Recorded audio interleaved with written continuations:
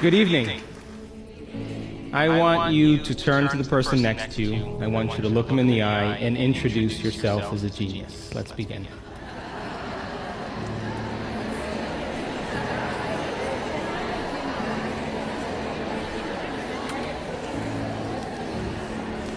Now, geniuses,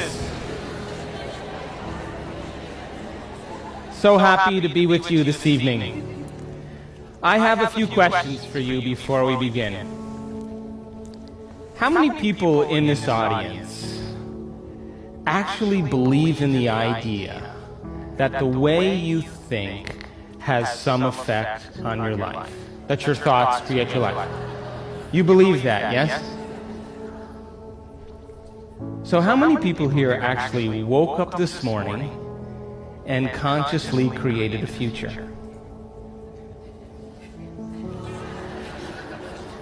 You know, the biggest reason why people don't do it is because you don't really believe it's true. You see, if you knew on a gut level that it was absolutely true, would you ever miss a day? Come on. And would you ever let any thought slip by your awareness that you didn't want to experience? So your brain, according to neuroscience, is organized to reflect everything you know in your life. Your brain is a record of your environment. It's a record, an artifact of your past. So if you believe this, then does your environment control your thinking? Or does your thinking control your environment? So if you wake up in the morning and you get out of bed on the same exact side as you did the day before, you shut the alarm clock off with the same finger, you slip into your favorite slippers, you shuffle into the bathroom and you use the toilet like you always do, then you walk over to the mirror and you look at yourself to remember who you are. Then you get into the shower and you wash yourself in the same routine way. Then you groom yourself to look like everybody expects you to look. Then you go downstairs and you drink coffee out of your favorite mug. Then you drive to work the same way as you did the day before. You see the same people that push the same emotional buttons. You do the exact thing that you know how to do and you memorize and can do so well that you're an expert at. Then you hurry up and rush home so you can hurry up and check your emails, so you could hurry up and go to bed, so you could hurry up and do it all over again. Now, here's my question. Did your brain change at all that day? We could say that you were thinking the same thoughts, performing the same actions, that create the same experiences, that produce the same emotions, but secretly expecting something to change in your life. Would you agree? So then, as the environment turns on different circuits in your brain, you begin to think equal to your environment. As you see the same people and go to the same places and do the same things at the same time, it's the external environment that's turning on different circuits in your brain, causing you to think equal to everything that you know. And as long as you think equal to everything that's familiar or known to you, what do you keep creating more of? Same life. Now, the quantum law is still applying to you. You're just thinking equal to everything that you know, and you keep creating more of the same. To change, to truly change, is to think greater than your environment. And every great person in history knew this. Whether it was William Wallace, or Mahatma Gandhi, or Martin Luther King, or Queen Elizabeth I, or Joan of Arc, they all had a vision. They all had an idea. Couldn't see it, couldn't smell it, couldn't taste it, couldn't feel it. But it was alive in their mind. It was so alive in their mind that they began to live as if that reality was actually happening now. So can you believe in a future that you can't see or experience with your senses yet, but you've thought about enough times in your mind that your brain is literally changed to look like the event has already happened? Neuroscience says it's absolutely possible. Now, your personality creates your personal reality. That's it. It's that simple. And your personality is made up of how you think, how you act, and how you feel. So the present personality who's sitting here today, you, has created the present personal reality called your life. Would you agree?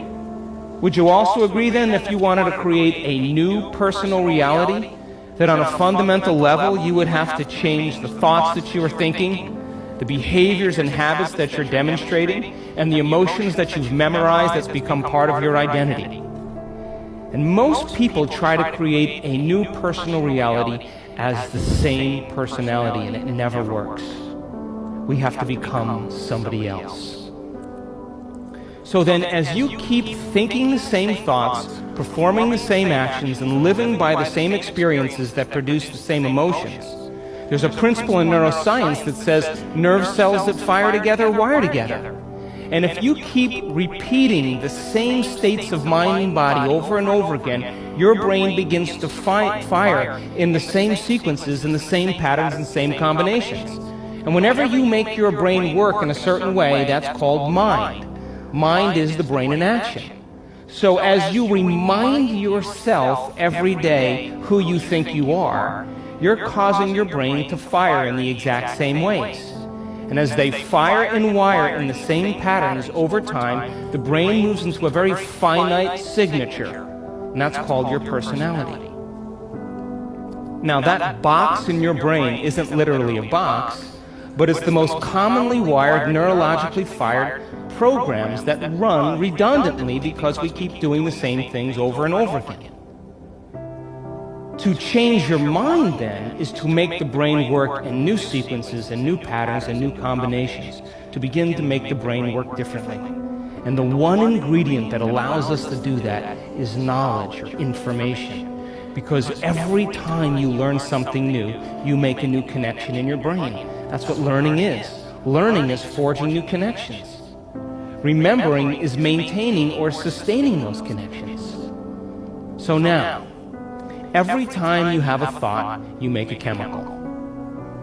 And if you have a great thought, or an unlimited thought, or a joyful thought, you turn on a set of circuits in your brain that fires in a very specific sequence, pattern, or combination, that produces a level of mind, that turns on another part of the brain that makes a chemical for you to begin to feel exactly the way you were just thinking, great or unlimited or joyful. Now, if you have a negative thought or an unhappy thought or a self-depreciating thought, you turn on a different set of circuits in a different combination, a different sequence, and a different pattern that produces a different level of mind. And the brain then begins to make a different batch of chemicals that signals the body for you to begin to feel exactly the way you were just thinking, negative or unhappy or unworthy.